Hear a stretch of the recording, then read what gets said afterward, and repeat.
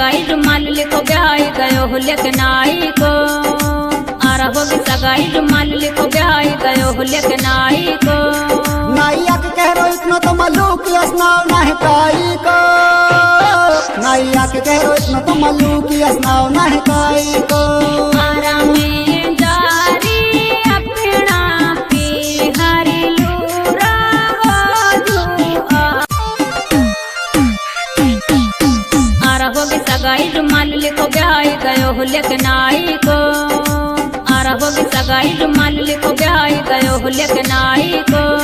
नाइया के कह रो इतना तो मल्लूक असनाव नहीं काई को नाइया के कह रो इतना तो मल्लूक असनाव नहीं काई को आरा में